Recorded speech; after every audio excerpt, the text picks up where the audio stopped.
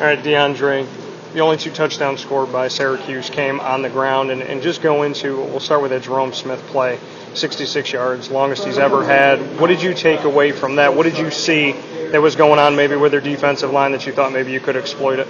Well, the one thing that I've always stressed with Jerome, especially since we've been doing a lot more gun-run reads and things like that, is that he stayed on track. And I was impressed with he stayed on track and he was able to read the down lineman that he's supposed to read. And then I talked the day I got here is that if we do those things right, we one-on-one with a safety, we make him miss, he should see results on runs like that. So it was great, as you've been preaching it since the day I got here, that he executed it and he's seen a good result.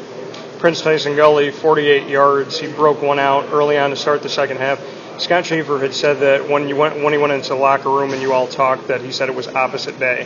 Whatever you wanted to do the opposite, and you came right out and Prince-Tyson scored immediately. And just go into that play. Yeah, absolutely. Just again, those guys were into it, and we had talked earlier that they're more and more comfortable with the offense, and they feel that their abilities can take over as the game goes, and it was great because we talked about how the runs are there.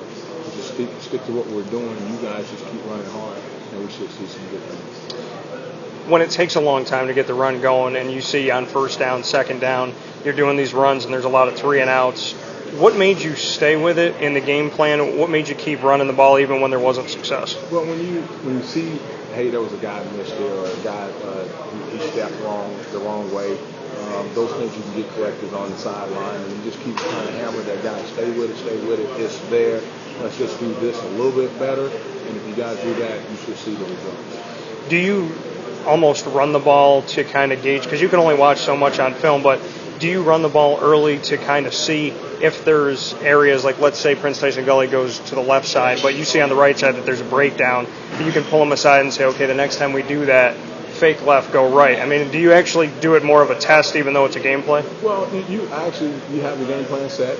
You like things that you worked on all week. Yeah. And I think you do end up seeing that, hey, for instance, the run that Devontae had later on in the game, I thought it was there. We ran it one time, didn't gain any yards. We might have lost 2 yards, and then we ended up breaking it for however long it was. So we can see it again, and then you have to just kind of in the sequence of calling plays, you say, hey, go back to that at some point. So you jot it down, say, hey, I think that'll be pretty good if we get a chance to do it again, and then that's how you kind of call it. Trying to come back in the second half, Devontae breaks one, Prince-Tyson Gully breaks one. What did you say to the guys? What were you saying to your core on the side? With the team down, you're down 35-7 at the half. When you come out and you start having that success, what are you talking to the guys about? Well, they understand that we're a big key on what we're doing on offense, and we're going to try to be as balanced as possible, but establishing the run game is huge for our offense. So they can see it, they can feel it. I feed off them a lot, but they're feeling good about what we're doing. If we can kind of get going, get some rhythm going, and things will happen. So I kind of feed off them. Those guys are they came in the locker room feeling pretty good about that we could run the ball. So you say, hey, let's stick with it, make some adjustments, and then let's go forward with that. When there's 114 yards on the ground, but only 25 through the air in the first half, when you see a number like that, what are you thinking, knowing that the score still was only 7 points for you? Well, you think, hey, we get a chance to get the ball and kick off second half, and you put a drive together and start getting some momentum. I've been in games, on the other end where we scored 28 points in the fourth quarter.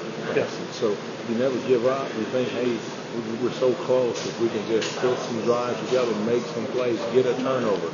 That turnover that Richard Buzier had, great momentum changer for us, gave us a chance. We can punch it in and feel like we're back in the game because we're down 2 scores. What are you seeing? Because you're up top. So how is the game different from you than standing on the sidelines? Have do you sit with the coaching staff and say, maybe George McDonald says he saw something a certain way, but you're seeing something different when you're upstairs?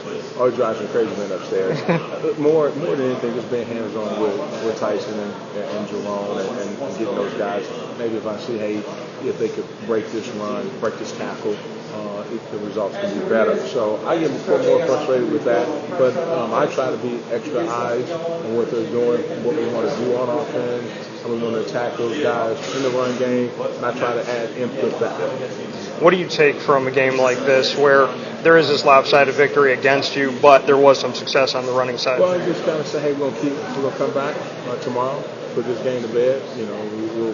We'll dwell on it tonight, and then we'll come back tomorrow and get ready for NC State. And I think that's the mentality that everyone will have in the program. I hate losing. Coaches will stay with us a lot longer than kids. And usually, hey, they'll come back and be ready to go. And we got a great group of guys, so I think their attitude will be great, and they'll be ready. Do you see progress after today, despite the loss? I really do. I see that we have a bunch of guys that don't quit. They fight. And we're a tough group, and that's going to benefit us down the road. There's no question about it. So they like to see in the fourth quarter guys are running off the field. No substitute issues and things like that those guys stay engaged. All those things are huge for a team that's trying to gain confidence to get better. Appreciate it.